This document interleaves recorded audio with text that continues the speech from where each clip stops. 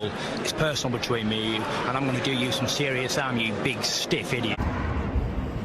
The Untouchable True School Sports Empire proudly presents something the boxing game's missing. Hey, what's going on? It's your boy BT, and I came here to talk some boxing with the thousands of True School Sports subscribers. Now, this is my late, but better late than never, post-fight review for Edgar Berlanga versus Padraig Mccrory. And your result of the fight, for the first time in damn near 4 years, Edgar Berlanga gets a stoppage victory in the 6th round. And real good performance for Edgar. You know, it started off a little slow. You know, Padraig Mccrory, he's got that European style. He's real. He was kind of trying to wait Edgar out with that long range style, but he had some pop, he had some thump. So Edgar had to be kind of wary of what was coming at him, because he wasn't a pillow-fisted fighter or anything like that. But you know, Padraig Mccrory, he presented some challenges early on. I think Edgar had to be patient, kind of feel his power out. He was moving towards him in the high guard. You know, I saw Edgar at times in the fight trying to feint, which is it's nice to see that kind of adjustment in his career, because he wasn't a guy that really feinted a whole lot.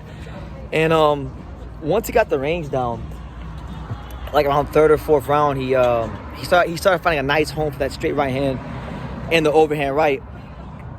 And every time he touched Padraig Mccrory, like everyone, when Edgar touched these guys flush, he's very physically strong. He's very powerful, and he moved them back anytime those punches landed flush, right? So it culminated in the 6th round. He landed I believe it was an overhand right, and he stopped him. And you saw, once he got the stoppage, you saw the emotion. You saw the all the years of lackluster performances and people criticizing him. It all came out. I mean, the guy was damn near crying like he won the world title when he got the knockout. So it's good to see Edgar Berlanga get a stoppage, and it sets up the stage now for Edgar to potentially be in some big fights. You know, they were calling out Canelo Alvarez after the fight, and obviously everyone calls out Canelo because Canelo is the big money fight in boxing. But Canelo, I don't think is going to fight Berlanga. Maybe he will. You know, it's Canelo.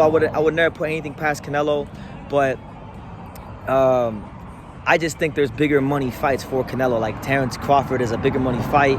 It's a smaller guy coming up multiple weight classes. So that's really what I think is going to be the fight for Canelo. But look, he's put his name in the hat, so to speak, with the stoppage. So good for him. It is still Mexico versus Puerto Rico, so that always does big business at the box office. But yeah, man, Edgar Berlanga, he's back, and really and truthfully, I know he's gonna call out Canelo, and he already downplayed Dave Morrell Jr. because he was asked at the press conference, if you can't get Canelo, you know, would you fight Dave Morrell Jr. because they're ranked right next to each other in the WBA, and Edgar already shot it down, and he said no, want the bigger and better things. So you know, he won't be fighting Dave Morrell Jr. But I really think the fight that Edgar needs to be looking at is Munguia. You know, he's a Mexican fighter. They're on the same level, both on the zone. I think that fight does great business. I think that fight sells, you know, 10, 15,000, maybe even 17, 18,000 tickets, you know, because both those guys on their own can move tickets and move the needle at the box office. Edgar and Jaime together would be a big box office fight. It'd be a good fight for the 68 division. It'd be stylistically a good fight where you have Munguia, who's going to be throwing a lot of volume. Edgar doesn't really throw a lot of punches, but when he throws punches, he makes them count, and they're accurate, and they're sharp, and they're precise. So I think in a fight like that against a guy like Munguia, Edgar's volume would have to either be higher, or his punches would need to be a little bit more vicious and precise earlier on, because you know Jaime Munguia is going to come out strong and try to, you know, hurt Edgar and make his presence felt. But overall, you know, I want to give respect to Padraig Mccrory. Padraig Mccrory turned pro. He turned pro at like 27 or 28. He's only been pro for 7 years, and he got to this level where he fought a guy like Edgar Berlanga. So he has nothing to hold his head down about. He tried his best with what he had. I think Padraig Mccrory kind of let himself down in the early rounds, because he could have thrown more punches earlier on and pushed the pace on Edgar, because Edgar doesn't like when you put the pace on him. So I would love to see him do that and see how Edgar would have reacted to that. But they picked him for a reason, and the matchmaking was great from the matchroom side of things, and they got the result they wanted, which was a devastating, fun Edgar Berlanga stoppage victory. And he still shows that, hey, he can crack and he can put it together, and he's still the monster, and he's still going to be a guy that, love him or hate him, he's going to be a factor and a name in the super middleweight division. So happy days for Edgar Berlanga. I'm happy for him. But again, I would like to see him continue to work on the feints.